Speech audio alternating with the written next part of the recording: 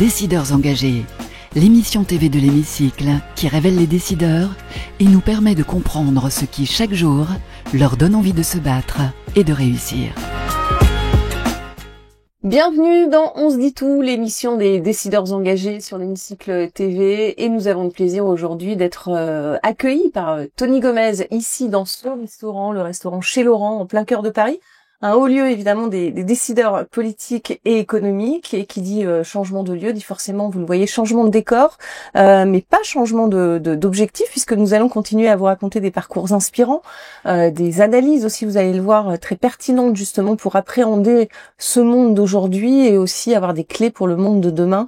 Nous allons le faire justement avec Christian Arboulot. Bonjour. Bonjour. Merci beaucoup d'être avec nous dans On se dit tout. Vous êtes directeur de l'école de guerre économique. Oui. Et non pas l'école de guerre classique, c'est différent.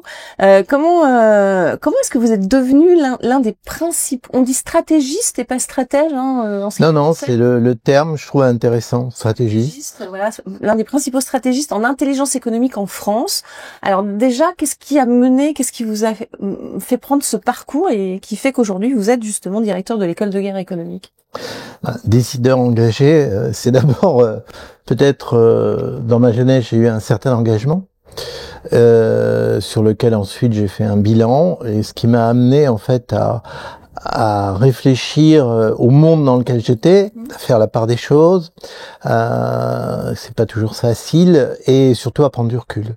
Ce certain engagement dont vous parlez, c'était lequel ? J'ai été très fortement engagé dans ce qu'on appelait à l'époque le militantisme maoïste. D'accord. C'est une période de ma vie qui est importante, puisqu'elle m'a amené à avoir des épreuves, comme on dit, de toutes sortes, mais surtout à tirer des bilans.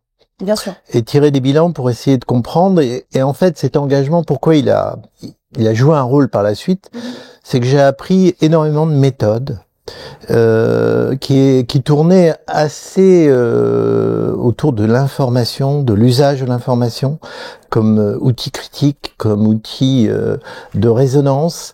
Et en fait, c'est vrai que ça a été très formateur.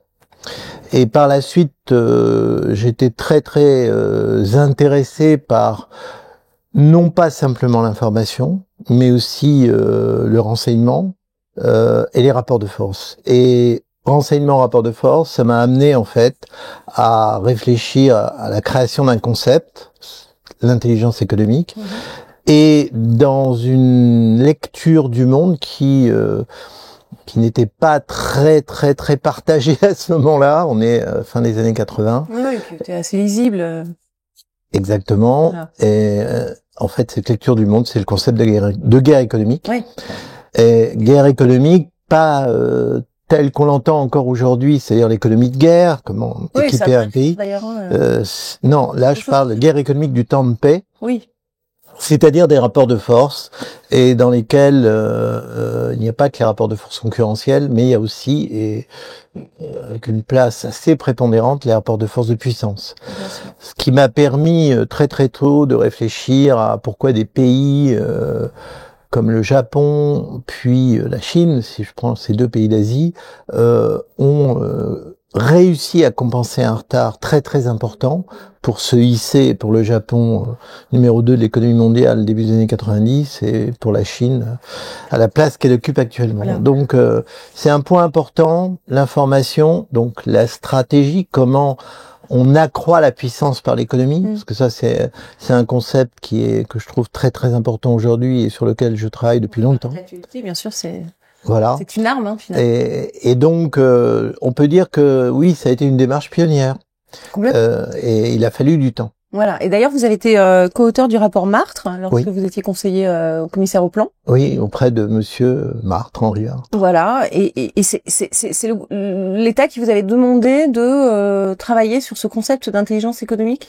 Alors, en fait, ça, c'est la chance de croiser Madame Cresson comme ministre des Affaires européennes puis Premier ministre, qui avait lu une étude que j'avais rédigée à l'époque, publiée par le ministère de la Recherche, qui s'appelait Technique offensive et guerre économique. Complètement. Et c'est ce dialogue qui a permis d'enclencher ensuite la naissance du groupe de travail présidé par Henri Martre, et de déboucher sur la création du concept et son officialisation. Complètement. En 2 mots, finalement, vous diriez quoi? C'est quoi un étudiant qui est devant vous? Qu'est-ce que c'est que l'intelligence économique? Le mot intelligence, vous parliez de renseignement, mais pas au sens espionnage. Non. Alors justement, vous avez raison d'insister beaucoup sur cette nuance. En fait, la société de l'information, dans laquelle on baigne aujourd'hui pour différentes raisons, elle met en avant un élément qui semble évident, qui est mais comment on utilise l'information. Ça veut dire comment on la cherche, comment on l'analyse, comment on l'exploite et comment on en fait un outil au service de la stratégie. Eh bien ça, en fait, ça peut paraître étonnant, mais avant qu'on invente ce concept d'intelligence économique, c'était un peu la science de Monsieur Jourdain, c'était un art personnel propre à certains conseillers de grands décideurs, et après on s'était dilué dans un système plutôt de contrôle de ce qui se faisait, mais en France, pas tellement dans la compréhension justement de ce que j'appelle les rapports de force économiques. Et dans les rapports de force économiques, ça veut dire qu'il y en a un qui prend l'initiative, un qui veut être meilleur que l'autre, un qui veut rendre l'autre dépendant de son économie, etc., etc. Donc on tire plusieurs fils et on arrive à quelque chose d'assez volumineux. Et c'est vrai que c'était assez surprenant à cette période où on sortait de la guerre froide, où tout semblait se pacifier, où on entrait dans la mondialisation. Les guerres étaient derrière nous. Un peu euphorique, voilà. Mais en fait non. Et on ne voulait pas voir l'autre envers du décor, celui qui aujourd'hui voilà, on a un exemple que tout le monde connaît, c'est la guerre économique livrée par Donald Trump à travers les droits de douane. Tout à fait. Est-ce que la France et l'Europe, selon vous, sont désarmées ou pas par rapport à cette nouvelle guerre, parce que c'est une guerre? Elles le sont pour une raison très simple, c'est que la France, excepté peut-être durant la période du général de Gaulle, s'est habituée à être dépendant d'un certain ordre mondial au sein duquel les États-Unis jouaient le rôle de pilote, de gendarme. Et l'Europe, c'est à peu près la même chose. Ce qui fait que nos dirigeants et nos différentes élites, appelons-les comme ça, n'ont pas été formés à cette grille de lecture. Ce qui veut dire qu'aujourd'hui, la réalité est plutôt sévère, les déconcerte, et je constate malgré tout que ce qu'on pourrait attendre comme une réaction saine, c'est-à-dire il est urgent de rattraper le retard, donc de se former autrement, d'adopter de nouvelles postures, de créer de nouvelles grilles de lecture, ou voire d'en découvrir certaines qui existent depuis 30 ans, c'est mon cas en particulier, il n'y a pas eu encore le déclic. Et c'est vraiment le sujet central. Ouais, d'où la création de cette école de guerre économique qu'on a créée en 1997. Ouais. En passant au départ pour des doux rêveurs ou des farfelus. Mais l'actualité, phase après phase, a démontré qu'on n'était pas du tout des doux rêveurs, ni des farfelus.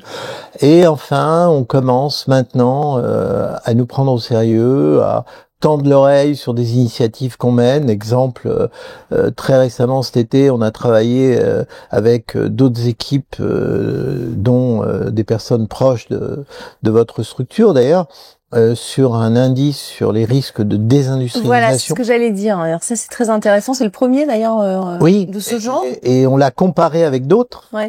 Et là, on peut, pour une fois, dire le nôtre est plus performant. Et c'est vraiment... Bon, on va va pas faire trop complexe, mais comment est-ce qu'il est calculé ce critère? Il a été calculé d'abord en faisant appel à un milieu qui est le fer de lance de la France, c'est-à-dire le monde de l'ingénieur, à partir de critères très précis liés à l'activité industrielle, et confronté justement à la grille de lecture qu'on porte, c'est-à-dire on ne peut pas simplement innover, il y a toutes les logiques de confrontation. Et je ne vais pas rentrer dans le détail parce que ça nous amènerait très très loin, mais c'est cette fusion de connaissances entre le monde de l'ingénieur et le monde de l'intelligence économique qui aboutit à la création d'un indice.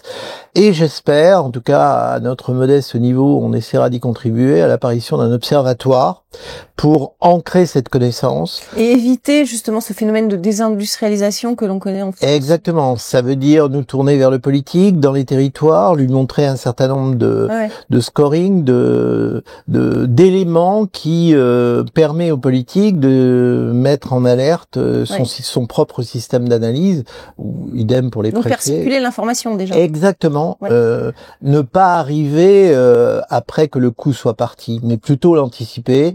Le but étant de recréer de l'activité et surtout, et je ne dis pas ça comme un perroquet, mais qu'est-ce que ça veut dire réindustrialiser? Quelles sont les stratégies prioritaires? On est dans un pays où, hélas, on a énormément de difficultés à décider des priorités. Quand l'État distribue de l'argent, il en distribue à peu près à tout le monde pour ne vexer personne. C'est pas possible. Il n'y a plus assez d'argent. Il va falloir choisir. Oui, dans un contexte de guerre économique, il y a en prime, on trie. Voilà. Donc, ça veut dire un courage de décision qui n'est pas simple pour le politique parce que c'est pratiquement un changement de posture. Oui, et puis bon, il y a aussi se faire réélire, etc. Donc il faut oublier tous ces critères-là, j'imagine, pour aller vers le concret. Comment renforcer, alors selon vous, réindustrialiser, c'est une chose, notre souveraineté industrielle, parce que ça aussi c'est très important. Alors pour moi, j'ai utilisé l'expression, on ne pourra renforcer notre souveraineté industrielle que le jour où on comprendra que la priorité des priorités, c'est de penser comment accroître notre puissance par des stratégies économiques. Dans quel domaine? Prioriser, c'est ça? Exact. Nos domaines de... Et pas simplement en disant, voilà, il y a l'économie numérique, on va créer la Startup Nation, on va essayer de faire apparaître tout un tas de nouveaux acteurs. C'est très bien. Mais ça ne suffit pas, parce que ces acteurs sont très souvent rachetés ensuite, dans une deuxième phase, et on perd la main. Non, il faut penser ce développement et c'est tout l'intérêt du monde actuel, même s'il crée beaucoup d'angoisse ou d'anxiété, parce qu'il est complexe. Si je prends la question agricole, il faut produire. Il faut penser que la population française, elle ne se nourrira pas que sur un claquement de doigts avec des grands de la distribution qui lui apporteront des produits importés. Non, il faut créer sur son sol. Il ne faut pas perdre la population agricole, et c'est compliqué. Oui, et on leur impose des contraintes environnementales. Exactement. Il y a savoir doser peut-être intelligemment. Oui, il faut croiser le fer avec nos propres pays partenaires qui n'ont pas les mêmes stratégies que nous. Donc tous ces paramètres croisés, ça devient la politique avec un grand P, et donc la stratégie. Et c'est plus simplement comment se faire réélire. Et c'est vraiment ça suppose une vision à long terme aussi. Ah, complètement. Ce qui est pas forcément le cas aujourd'hui. Oui, parce que on ne les a pas formés pour ça. C'est tout le problème de la mutation de l'École nationale d'administration, ou voire même des grandes écoles. On ne peut pas continuer à dire le monde est stable. On le vit depuis plusieurs décennies dans une forme d'habitude où le monde des affaires et la finance, c'est ce qui prédétermine tout. Non. Il y a beaucoup d'autres paramètres et on le voit. Si je prends un seul cas, comment voulez-vous qu'on fasse face à la Chine en ayant une approche focalisée simplement sur la finance et les affaires? Non. Là, il y a un pays, il y a une puissance, il y a une stratégie, et elle n'est pas forcément amicale. Et même si on essaie de faire du commerce avec la Chine, c'est tout à fait logique. Mais n'oublions jamais, répétons-le tous les jours, qu'en 1914, notre premier partenaire commercial, c'était l'Allemagne. Donc, c'est une évidence qu'il faut vraiment ne pas omettre. Voilà, et surprise, on les a eu aussi avec les États-Unis récemment, donc absolument.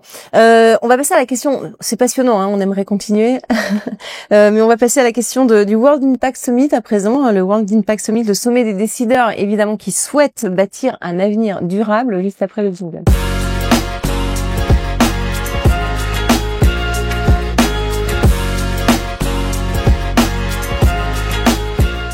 La question du World Impact Summit, c'est celle-ci à l'heure du purpose washing. Comment est-ce que on peut redonner du sens et des preuves, des engagements en matière de responsabilité sociale et environnementale à travers ce que vous faites? Alors d'abord, de la part des entreprises, c'est commencer à apprendre à dire la vérité, en tout cas à utiliser le mieux possible la connaissance produite pour ne pas masquer ce qui ne va pas. Mais cette règle-là, je pense qu'il est grand temps de l'appliquer à toutes les parties prenantes du débat. Autrement dit, il y a les entreprises, mais il y a aussi les acteurs de la société civile, et il y a aussi les ONG, et il y a aussi différents types de structures. Et aujourd'hui, le débat pour moi est très déséquilibré parce que il y a toute cette activité autour de ce que fait l'entreprise, Oui, voilà. en activité d'alerte, de mise en accusation. Chacune à titre individuel. Mais je note que dans le monde des détracteurs ou des lanceurs d'alerte, il y a de plus en plus de flou, de manœuvres, d'influence, de manipulation. Et le grand mythe auquel moi j'ai adhéré comme beaucoup d'autres quand sont apparues les premières ONG médicales, par exemple Médecins du Monde, Médecins sans frontières, qui étaient françaises. Aujourd'hui, en 2025, non, ce n'est plus ce mythe. Il y a trop de problèmes avec les ONG, trop de scandales, problèmes de financement, problèmes de comment on les instrumentalise. Oui, bien sûr, évidemment. Et Le aussi, renseignement d'ailleurs. exactement, et aussi des dossiers qui sont pas forcément fondés.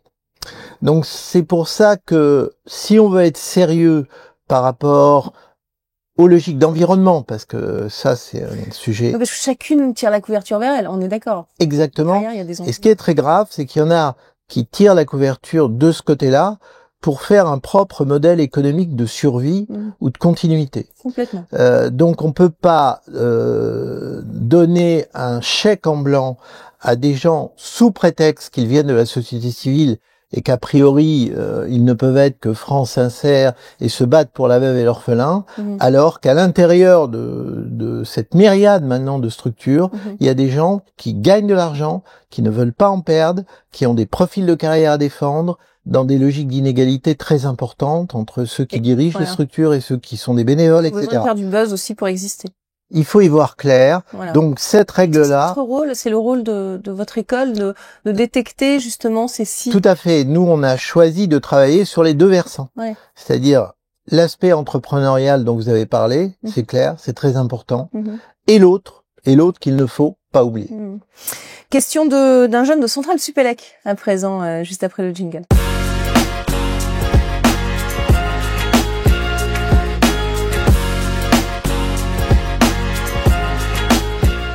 La question de Centrale Supélec, dans un monde en mutation permanente, un monde incertain, quelles compétences managériales vous semblent aujourd'hui indispensables pour les futurs dirigeants? Alors il y en a une qui pour l'instant, on aimerait bien qu'elle existe. Un manager aujourd'hui dans le monde tel qu'il est doit avoir une compréhension de la géopolitique.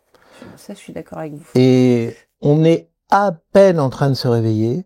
Et un des problèmes, mais vraiment compliqué dans un pays comme le nôtre, c'est que le monde du management, comme son nom l'indique, il est totalement encore centré sur des problématiques de cœur de métier, d'innovation, de développement. C'est normal, on pourrait dire c'est leur job, mais ça ne suffit plus.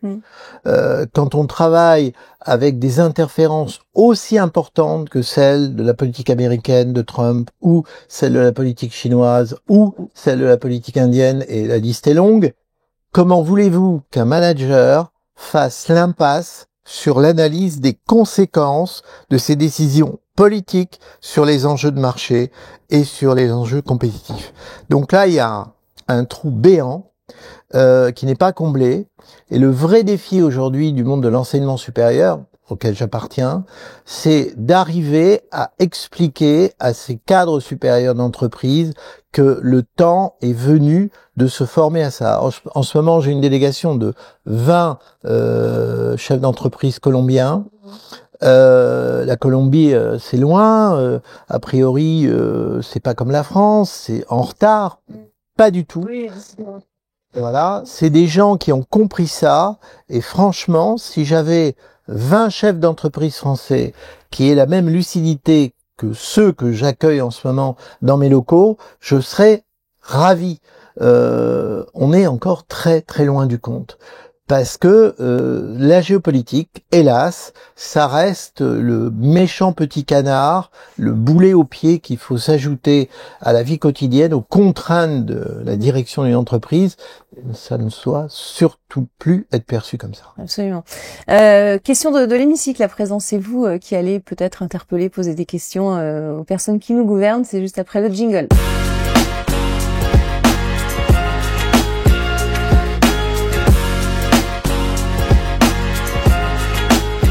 La question de l'hémicycle, Christian Arboulot, qu'est-ce que vous avez envie de leur dire à ces dirigeants? Vous les connaissez bien. Vous avez 1 à 2 minutes face caméra. C'est à vous, comme si vous étiez à l'Assemblée nationale. Alors je dirais que dans la situation actuelle, un dirigeant politique, pour qu'il donne confiance, c'est la priorité maximale vu le climat, c'est qu'il donne envie aux Françaises et aux Français de se battre ensemble pour un objectif commun, pour construire quelque chose.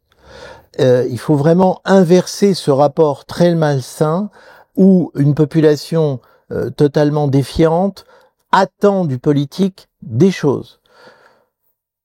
Dans la situation dans laquelle ce pays se trouve aujourd'hui, la qualité du dirigeant, c'est de savoir mobiliser des forces dans un combat collectif, hors des sentiers battus de l'idéologie, et on les connaît très bien, et ça veut dire du courage, ce mot revient systématiquement, mais ce courage, faut qu'il soit concret, et il ne peut se concrétiser qu'à partir du moment où le politique affiche une stratégie claire qu'il va suivre, avec des décisions qui ne plairont pas à tout le monde.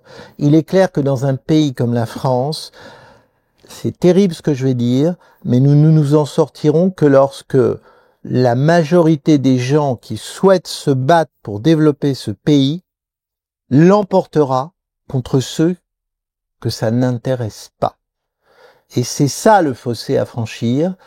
Et pour franchir ce fossé, il va falloir utiliser un discours de combat et pas simplement un discours de rupture. Le discours de combat, c'est voilà où je vais, voilà comment je veux me battre, voilà les objectifs que je cherche à atteindre. Je sais que je n'aurai pas tout le monde avec moi, mais le but, c'est que j'arrive à aboutir à un résultat qui permette à la France de progresser.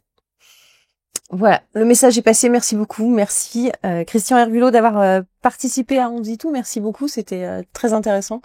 Merci à vous pour votre fidélité à notre émission et on se retrouve très très vite pour un prochain numéro de On dit tout. Décideurs engagés, l'émission TV de l'hémicycle qui révèle les décideurs et nous permet de comprendre ce qui chaque jour leur donne envie de se battre et de réussir.